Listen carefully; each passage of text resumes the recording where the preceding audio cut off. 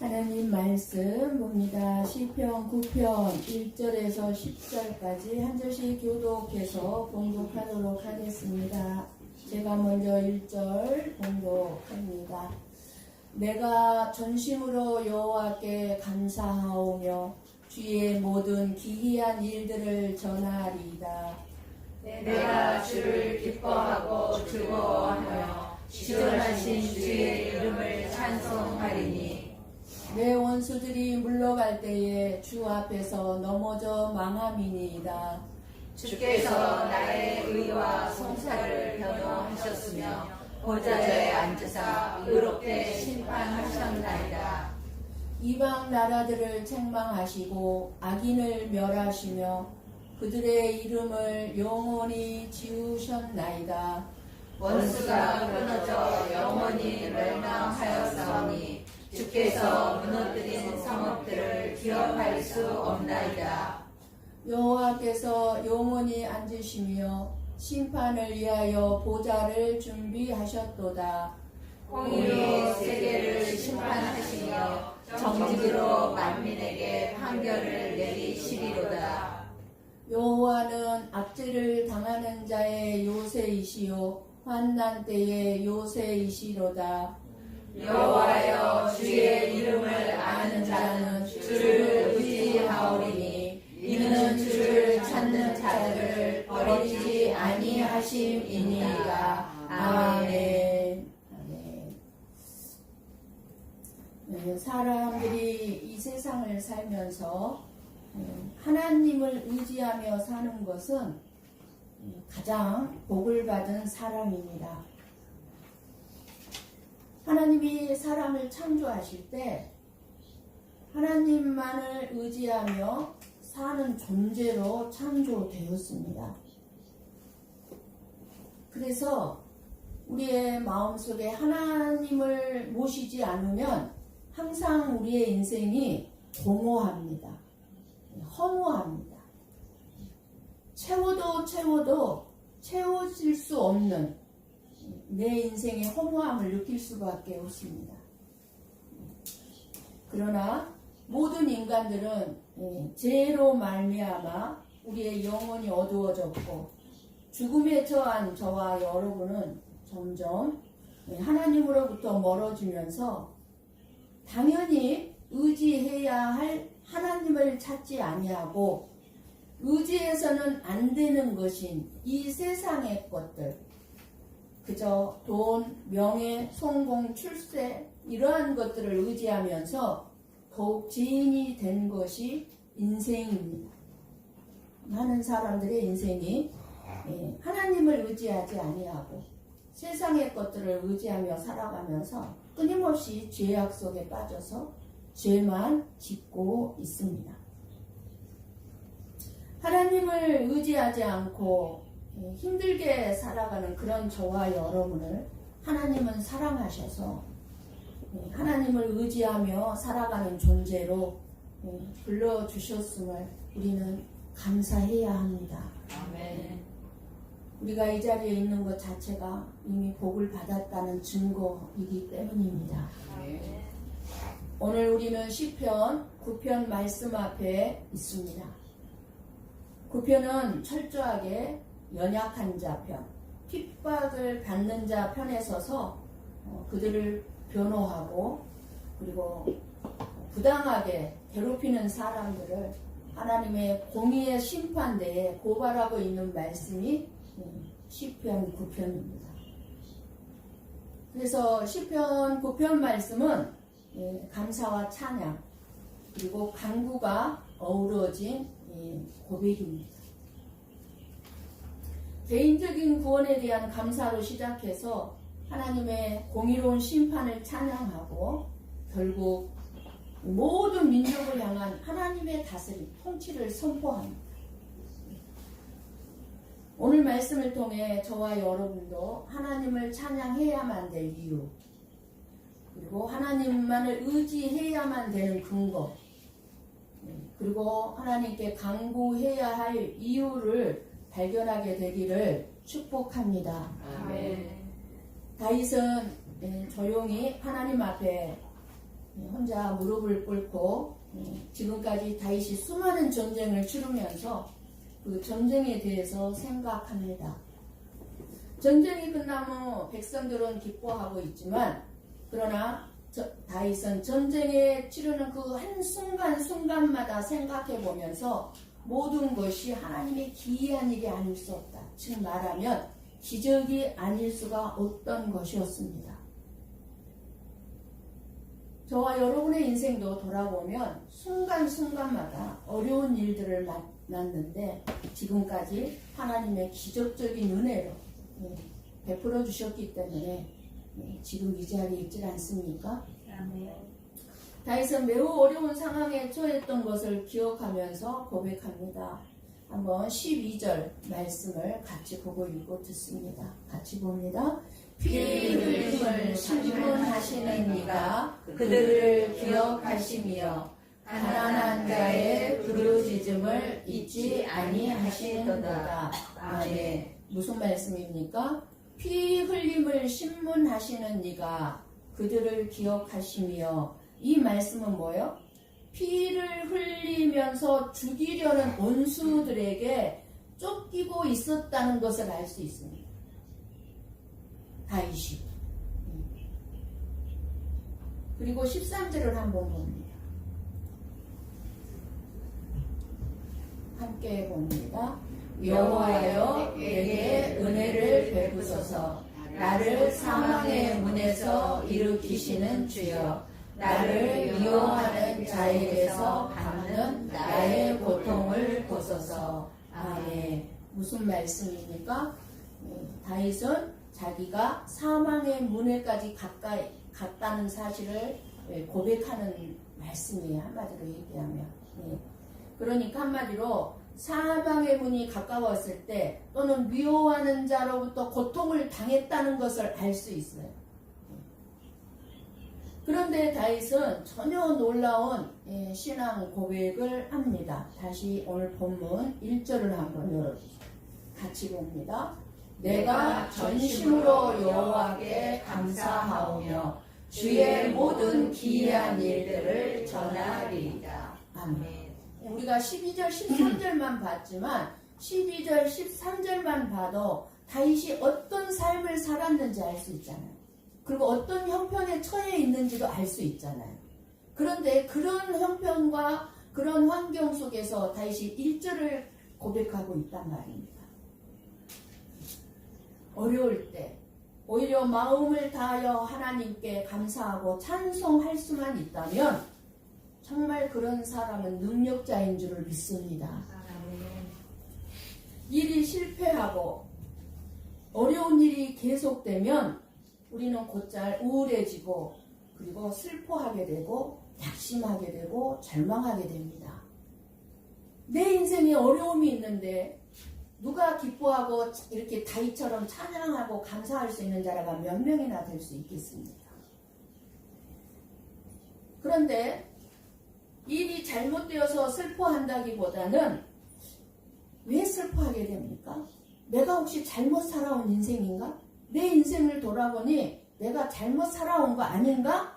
하는 생각과 또 하나는 내가 어려움과 고난이 일어나면 연속적으로 내 인생에 다가오면 우리는 어떻습니까? 하나님은 나와 함께하지 않으신가 봐. 하나님이 나와 함께한다면 내가 왜 이렇게 계속해서 힘들고 어려워? 이런 생각을 하기 때문입니다. 그러면은 이런 생각이 들면 어때요? 우울해지죠. 낙심이 되고 절망해지는 거예요. 그런데 어려울 때 감사와 찬양을 할 수 있으면 하나님이 나와 함께 하신다는 확실한 고백인 줄을 믿습니다. 사람들을 만나다 보면 이 사람이 정말 하나님과 함께 하고 있는 사람인지 하나님과 함께 하고 있지 않는 사람인지 쉽게 알 수 있습니다. 세상을 바라보는 사람들은 세상의 모든 것을 다 가져다 줘도 만족할 수가 없습니다. 왜요? 빈 공간이 있는데 이 빈 공간이 이 세상의 것으로는 채워지지가 않는 거예요. 그러니까 만족을 할 수가 없어요. 항상 부족해. 하나님이 우리에게 먹고 있고 사는 거 다 막 적당하게 주었음에도 불구하고 항상 부족해. 빈 공간을 채우지 못하니까. 근데 그 빈 공간을 하나님이 채워야 된단 말이에요. 그런데 설사 어떤 사람들은 만족합니다라는 고백하는 사람들이 있긴 있어요. 세상 사람들 가운데. 근데 그 만족한다고 그가 잠시 지금 말을 하고 있을지라도 그 만족 얼마 가지 않습니다. 금방 또 뭐 해줍니까? 허무해집니다. 채워도 채울 수가 없구나를 고백하게 됩니다. 항상 내 자신이 기준이 되기 때문에 감사가 있다가 없다가 합니다. 그러나 하나님이 내 마음의 중심이 될 때 큰 것에나 작은 것에나 모든 일에 감사할 수가 있습니다. 감사하며 사는 사람은 이미 천국을 누리며 살아가는 것입니다. 그런데 여러분의 삶에 정말 나의 있는 것에 만족하지 못해서 감사를 잃어버리고 있고 끊임없이 불안하고 불평이 있고 불만이 있다면 천국의 삶을 살 수가 없죠. 천국의 삶이 아니죠. 그런데 여러분 생각을 바꿔서 그래 이만큼이라도 이렇게 살 수 있는 하나님의 은혜지. 내가 무언데 나의 자신을 알고 감사를 다시 회복한다면 여러분의 삶은 반드시 천국의 삶이 될 것입니다. 아멘. 이것이 하나님이 원하시는 사람으로 주의 이름을 아는 자의 삶입니다. 주의 이름을 아는 자의 삶은 감사가 있는 삶이고 주의 이름을 아는 자의 삶은 천국의 삶이에요. 다윗은 감사의 고백을 하고 있는 것입니다. 평안하고 자기 환경이 좋아서 감사하고 있는 게 아닙니다. 평안할 때 드린 감사의 고백이 아니라 엄청난 고난을 받고 있는 중에 드리는 고백의 기도임을 알 수가 있습니다. 우리가 교회에 와서 하나님께 드리는 최고의 예배가 무엇입니까? 여러분들은 하나님 앞에 예배를 드리기 위해서 나오셨습니다. 어떠한 마음으로 나오셨습니까? 당연히 예배를 드려야 되니까 이렇게 나오셨습니까? 습관적으로 나오셨습니까? 나에게 베풀어 주신 은혜를 생각하며 나에게 생명 주셨음을 감사합니다 라고 진심으로 고백하고 예배를 드리는 것이 최고의 예배인 줄 믿습니다. 아멘. 여러분들이 정말 웬만하면 저는 그냥 자유롭게 여러분들이 예배자가 되기를 원하는 마음에서 말씀을 드리지 않으려고 예를 쓰지만 그러나 다시 한번 여러분들한테 부탁하고 싶은 것은 어쩔 수 없는 분들이 있어요. 2부 예배까지 드리지 못하는 어떤 일이 있을 수도 있고 또 믿지 않는 남편 여러 가지 어쩔 수 없는 환경이 있을 수 있어요. 그러나 가능하면 정말 여러분들이 2부 예배도 좀 드려주시기를 원합니다. 정말 여러분들이 하나님의 은혜를 알고 내가 구원받은 것이 얼마나 놀라운 복인지를 안다면 1부 예배 한 번으로 만족하지 말아야 합니다. 2부 예배 드리셔요. 왜 안 드리고 가세요? 1시간 늦게 가는 거예요. 1시간 빨리 가서 뭐 하시는데요? 길게 잡아서 1시간 30분이에요. 1시간 30분 일찍 가면 더 행복합니까? 영원히 남는 시간으로 만듭니까? 아니잖아요. 아니잖아요. 결국은 후회하는 삶을 만드는 것밖에 없어요. 강요하고 싶지는 않지만 정말 은혜 받은 자답게 주의 이름을 아는 자답게 예배를 사모하는 여러분들이 되어졌으면 좋겠습니다. 아멘. 정말 찬양을 통해서 2부 예배는 찬양이 뜨겁잖아요. 찬양을 통해서 여러분의 마음의 스트레스를 다 풀어내고 은혜를 받고 말씀 한 조각이라서 주워 듣고 그러면은 하면은 천국의 삶을 누릴 수 있는데 정말 은혜를 사모하는 자들, 예배를 기쁨으로 드리는 자들이 되어졌으면 좋겠습니다. 저와 여러분이 하나님을 찬양하고 예배하는 이유는 뭡니까? 나를 구원해 주시고 그리고 저와 여러분의 삶 속에서 베풀어 주시는 은혜들이 한두 가지입니까? 매일매일의 삶 속에 은혜가 한두 가지입니까? 아마 오늘 차 몰고 오신 분들이 있을 거예요. 그런데 접촉사고 안 나고 이 자리에 앉아있는 거 은혜 아닙니까? 걸어서 오신 분들이 있을 거예요. 걸어오다가 넘어지지 않는 것, 돌뿌리에 무릎 다치지 않고 이 자리에 앉아있는 거 은혜 아닙니까? 우리가 눈에 안 보여서 그렇지 순간순간 우리를 지켜주시고 보호해주시는 그 은혜, 인도해주시는 그 은혜 우리가 안다면 찬양하지 아니할 수가 없고 예배를 드리지 아니할 수가 없는 줄을 믿습니다. 아멘. 3절 말씀을 봅니다. 3절 말씀을 보면 알 수 있습니다. 같이 볼까요? 내 원수들이 물러갈 때에 주 앞에서 넘어져 망함이니이다. 다윗은 하나님께서 행하신 일로 말미암아 기뻐하고 감사하고 있습니다. 그러니까 원수들이 다윗을 얼마나 에워쌌는지를 알 수 있는데 다윗은 무엇을 보고 있습니까? 하나님의 은혜로 그 원수들이 다 넘어져서 망하는 것을 보고 있는 거예요. 지금은 원수들이 득세해서 다윗을 망하게 한 것 같아요. 그런데 다윗의 눈에는 내가 망하는 것이 아니라 저 원수들이 망하는 것이 보인단 말이에요. 압제를 당했습니다. 환난 중에 있습니다. 그런 다윗에게 구원의 행위를 내 모습은 형편이었고 내 모습은 비참할 때 하나님을 찾았더니 하나님이 나를 예면하지 아니하시고 나를 구원해 주셨다는 것입니다. 다른 사람들은 나를 다 비참한 존재로 볼지는 모르지만 하나님은 나를 구원해 주셨다는 것입니다. 다윗은 원수들이 무너지고 하나님의 심판이 이루어진 일을 미리 고백합니다. 원수들의 세력은 강했으나 하나님의 손 앞에서는 아무것도 아니라는 것입니다. 역사는요, 어떤 세계적인 유명한 어떤 카리스마가 강력한 대통령에 의해 달린 거 아니에요. 어떤 사람에게 달린 것 같아도 궁극적으로는 하나님의 심판 속에서 이 역사는 이루어져 가고 있는 줄을 믿습니다. 아멘. 그것 때문에 내가 하나님의 의로우심을 감사하노라고 지금 고백하는 것입니다. 우리는 교회를 한평생 다녔어도 하나님의 사랑과 의를, 공의를 깨닫지 못하면 제대로 신앙생활을 하지 못하는 것입니다.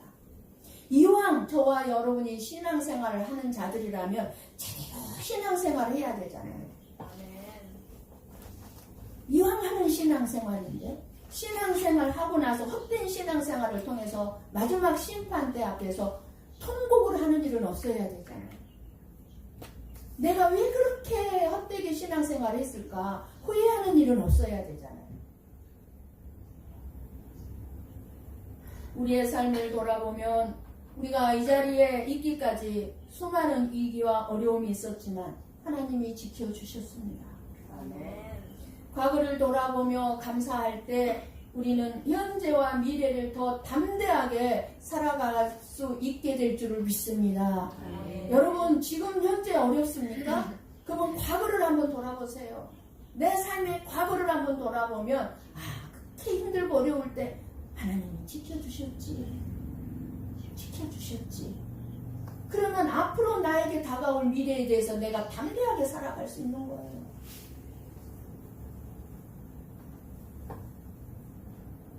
어려운 일을 만났을 때, 고통스러울 때, 우울하고 슬퍼하며 두려워하는 것은 자연스러운 일입니다. 그러나 그 어려움을 딛고 선다면 그 인생은 값진 별과 같이 빛나는 인생이 될 것입니다. 예수님은 사람들의 실패가 우리들에게 깨달음을 주게 하시고 배움이 되게 하시고 다 끝났다고 우리들은 생각할 때에 다시 하나님은 일하심으로 새롭게 시작할 수 있도록 붙들어 주시는 줄을 믿습니다. 아멘. 그래서 예수님을 만난 사람은 질병도 이기고 다 나았다는 것이 아니에요. 질병은 그대로 남아있지만 없는 것처럼 살고 죄악을 이기고 실패를 이기고 감사와 찬송과 기쁨의 삶을 살게 되는 것입니다. 아멘. 천국은 죽어서 가는 곳이 천국이 아니에요. 지금부터 천국의 삶을 살아야 되는 거예요. 한마디로 얘기하면 우리가 예수님을 처음 믿을 때부터 이미 천국의 삶은 우리에게 주어졌고 우리는 살아갈 수 있는 자들입니다. 4절 말씀을 보면 하나님께서 자기 억울함을 풀어주시기 때문에 하나님은 정의로운 분, 공의로운 분, 의롭게 심판하셨다고 말을 하고 있는 것 같지만 그러나 하나님은 우리의 행위를 보고 심판하시지 아니하는 분이십니다. 우리의 행위를 보고. 하나님의 심판의 기준, 의롭게 심판하셨나이다 하셨는데 하나님의 의롭게 심판하셨나이다의 기준은 뭡니까? 내가 선하게 살아서? 내가 회개를 해서? 아니에요. 예수님을 믿었느냐 안 믿느냐. 하나님의 심판의 기준은 뭐라고요? 오직 예수님을 네가 믿었느냐 안 믿었느냐. 이게 의롭게 심판하셨나.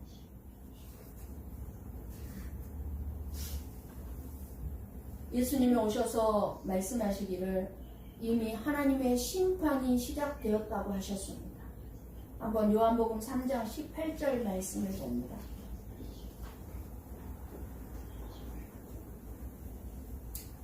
함께 봅니다. 그를 믿는 자는 심판을 받지 아니하는 것이요 믿지 아니하는 자는 하나님의 독생자의 이름을 믿지 아니하므로 벌써 심판을 받은 것이니라. 아멘. 죽은 다음에 심판을 받는 것은 정확하게 맞지만 그러나 뭐라고 말씀하세요? 이미 예수님이 이 땅에 오셨을 때 이미 심판은 다 받았다 그 말이에요. 믿는 자와 믿지 않는, 이미 믿지 않는 자는 심판을 이미 받았다 그 말이에요. 예수님을 믿지 않는 자예요. 나를 믿는 자는 이미 구원에 이르렀고 구원을 받았고 더 이상 심판을 받지 아니할 것이다. 그러나 믿지 아니하는 자는 이미 심판을 받은 상태에 있다. 이 말씀은 믿음으로 의롭게 된다는 말씀입니다. 오직 예수 그리스도를 믿음으로. 그래서 의의 심판을 받는 거예요. 8절의 말씀은 하나님의 공의와 속성을 설명해 주고 있는데 하나님의 공의는 누구에게나 적용되는 공평의 기준임을 말씀해 주고 있습니다. 여러분, 권력과 부를 가졌다고 해서 이 공의에서 제외될 수는 없습니다. 많이 배우고 고상한 삶을 살았다고 하나님은 결코 심판을 봐주시지 않는다는 것입니다. 하나님은 목사라고 좀 봐주실 것 같습니까? 결코 그렇지 않습니다. 만민에게 판결을 내리시려다. 어떻게 해요? 정직으로. 정직이 뭐예요? 우리가 정직한 자 아니요. 우리의 정직으로 우리를 심판하는 게 아니고 하나님의 정직. 그래서 10절에 말씀합니다. 뭐라고 말씀합니까? 한번 10절을 볼까요? 여호와여 주의 이름을 아는 자는 주를 의지하오리니 이는 주를 찾는 자들을 버리지 아니하심이니이다. 아멘. 주의 이름을 아는 자, 너무너무 중요한 단어입니다. 주의 이름은 단순히 하나님의 이름을 지칭하는 말이 아니라 하나님께서 저와 여러분에게 계시해 보이신 하나님 자신의 특성과 즉 성품을 아는 자를 얘기하는 거예요.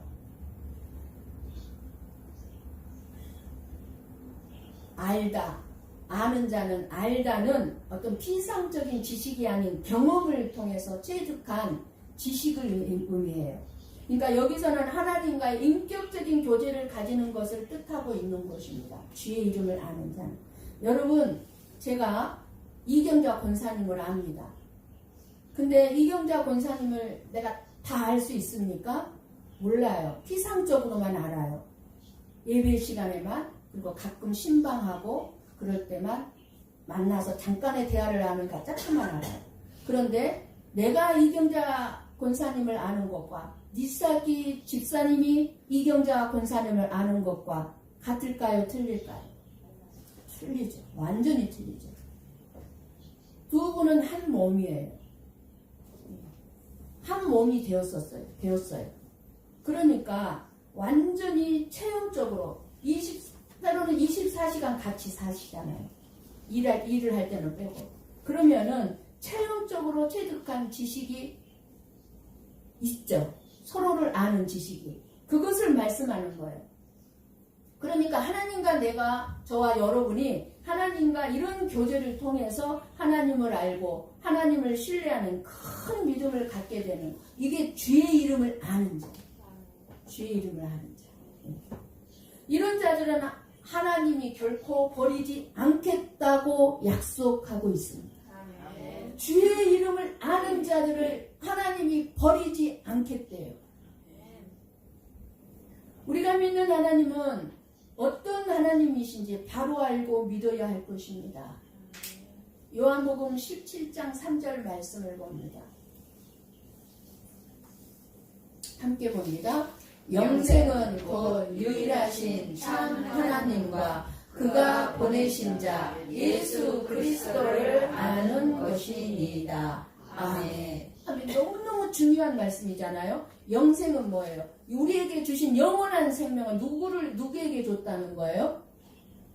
하나님이 보내신 예수 그리스도를 아는 자에게 주어진 것이 영생이라는 거예요. 아는 자에게. 주의 이름을 아는 자는 그런 거예요. 예수 그리스도를 알고 믿는 자를 말하는 거예요. 주의 이름을 아는 자는. 그렇게 되기 위해서는 일주일에 한 번 교회에서 예배 드리는 것으로는 하나님에 대한 경험적인 지식을 가질 수 없습니다. 우리가 일주일 동안 여러분들이 살아가면서 매일매일 순간순간마다 여러분의 삶을 통해서 하나님과 동행하는 삶을 살아야만 하나님이 어떤 분이신지, 나를 얼마나 사랑하시고 나에 대한 하나님의 요구가 무엇인지를 바로 알 수 있게 됩니다. 그래서 제가 여러분들이 매일매일 하나님과 동행하며 삶을 살지 못할 때가 너무나 많잖아요. 그러니까 가끔 제가 여러분한테 권면하는 게 뭐예요? 간증이라도 들으라는 거예요. 왜 간증을 들으라고 합니까? 그 사람의 삶이 아니에요. 그 사람의 인생 속에 하나님이 어떻게 일하셨는가를 보라는 거예요.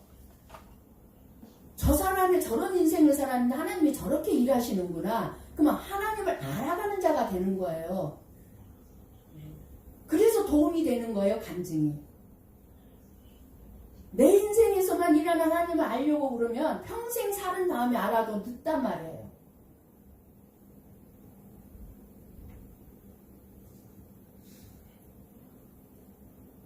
하나님을 의지할 수 있는 사람은 예수 그리스도를 믿는 사람이라야 합니다.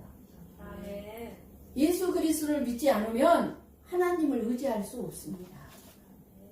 어떤 사람들은 그래요. 나 하나님 믿어요. 하나님 안 믿는 사람 어딨니? 이 세상 수많은 사람이 다 하나님 믿지 하나님 안 믿는 사람 어딨니? 틀린 말 아니에요. 자연을 보면 알 수 있으니까. 그런데 예수 그리스도를 알고 믿는 자가 아니면 하나님을 믿는 자가 아니라는 것입니다. 아멘. 오늘 우리에게 필요한 것은 하나님을 더 깊이 아는 것입니다. 하나님의 성품을 알면 우리의 삶에 어떤 풍랑과 어떤 환난과 어떤 폭풍 가운데서도 하나님을 의지할 수 있습니다. 그러므로 만약 우리의 감사가 다윗이 하고 있는 감사와 전혀 다르다면 그것은 나에게 선을 이루기 위해 일하시는 하나님을 생각하는 것이 아니라 이 세상에서 잘 먹고 잘 되게 하시는 하나님만을 생각했기 때문에 하나님의 일하심을 체험하지 못하는 거예요.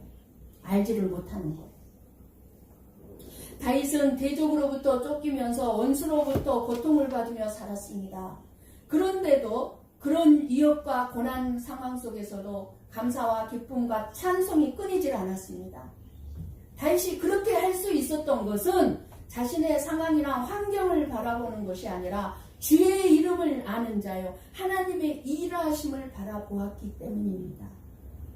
그 환난 속에서도 하나님이 나와 함께하고 계시고 나의 삶을 위해서 일하고 계신다는 것을 바라본 거예요.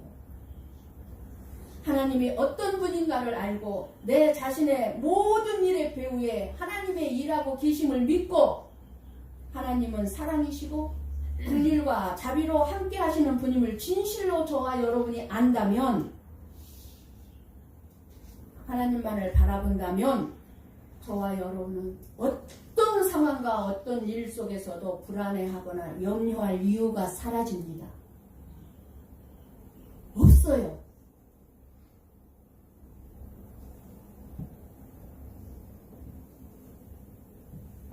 사람이 어떤 대상을 제대로 안다는 것은 삶의 방향을 결정짓는 중요한 일입니다.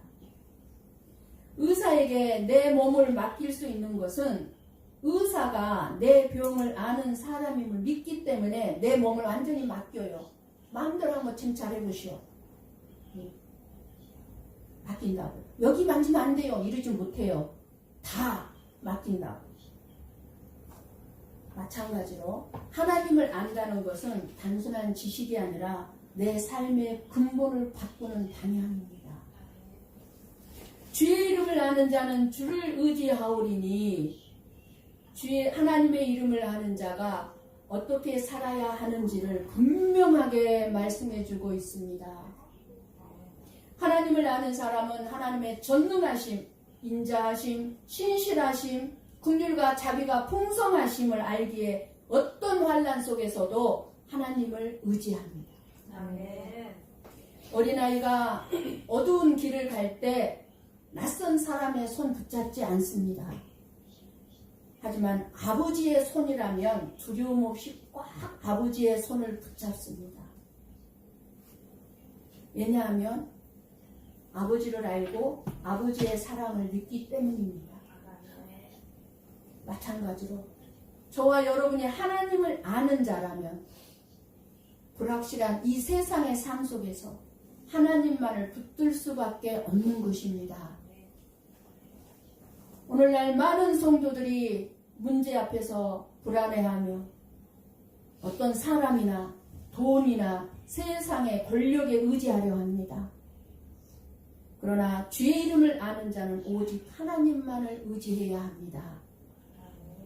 경제적인 위기 앞에서도, 질병의 위기 앞에서도, 관계의 문제 속에서도 모든 것을 하나님께 맡길 수 있기를 원합니다. 아멘. 하나님을 아는 자는 하나님과 친밀한 교제를 멈추지 않습니다. 하나님을 아는 자는 기도 없이는 살 수 없다는 사실을 압니다. 우리의 삶 가운데 기도가 점점 짧아지고 있습니다. 예배가 습관화되어 형식으로만 드려지고 있습니다. 그러나 주의 이름을 아는 자는 예배를 통해 하나님의 임재를 사모하고 기도를 통해 하나님의 응답을 경험하게 될 줄을 믿습니다. 아멘. 여러분, 혹시 우리의 예배가 습관으로만 머물고 있지는 않습니까? 하나님을 아는 자라면 매 순간 하나님께 무릎 꿇고 기도로 교제해야 합니다. 삶으로 하나님을 드러내는 것이 바로 주의 이름을 아는 자들의 삶입니다. 오늘날 저와 여러분도 직장과 가정, 사회에서 예수 그리스도를 아는 자답게 살아야 합니다. 정직하게, 성실하게, 사랑으로 행동해야 합니다. 하나님을 아는 자라면 불의와 타협하지 아니하고 말씀에 순종하는 삶을 살아야 합니다. 그런데 다윗도 저와 여러분도 주의 이름을 아는 자답게 살아간다면 그것은 하나님이 다윗을 지키시고 보호하신 결과이고 저와 여러분 지키시고 저와 여러분도 보호하신 결과이며 다윗의 하나님이 오늘 저와 여러분을 살피시고 지키시고 보호하신 결과가 아닐 수 없습니다. 아멘. 하박국 선지자는 이렇게 노래합니다. 하박국 3장 17, 19절을 말씀을 봅니다. 같이 봅니다. 비록 무화과 나무가 무성하지 못하며 포도나무에 열매가 없으며 감람나무에 소출이 없으며 밭에 먹을 것이 없으며 우리의 양이 없으며 외양간에 소가 없을지라도 나는 여호와로 말미암아 즐거워하며 나의 구원의 하나님으로 말미암아 기뻐하리로다. 주 여호와는 나의 힘이시라. 나의 발을 사슴과 같게 하사 나를 나의 높은 곳으로 다니게 하시리로다. 이 노래는 지휘하는 사람을 위하여 내 수금에 맞춘 것이니라. 아멘. 나는 여호와를 인하여 즐거워하고 나의 구원의 하나님을 기뻐하리로다. 나의 기쁨과 나의 즐거움은 곧 하나님 때문이라는 것입니다. 아멘. 여러분도 그렇습니까? 여러분의 기쁨, 여러분의 즐거움이 하나님 때문에 기쁘고 하나님 때문에 즐거워하고 있습니까? 진실로 예수 그리스도를 아는 자, 진리를 깨달은 자의 고백임을 알 수가 있습니다. 주의 이름을 아는 자는 믿음으로 하나님을 의지하고 기도와 예배로 하나님을 섬기고 거룩함과 순종함으로 일주일 동안의 삶을 살아내고 복음을 증거하는 삶을 살아야 되는 줄을 믿습니다. 아멘. 그리고 하나님은 약속합니다. 10절 말씀 다시 한번 무엇을 약속해 주고 있습니까? 후반절 같이 보고 마치겠습니다. 이는 주를 찾는 자들을 버리지 아니하심이니이다. 아멘. 오늘 또 주의 이름을 깊이 아시고 그 이름을 의지하며 섬기는 삶을 살아가는 저와 여러분이 되시기를 주님의 이름으로 간절히 축원합니다. 아멘. 기도하겠습니다.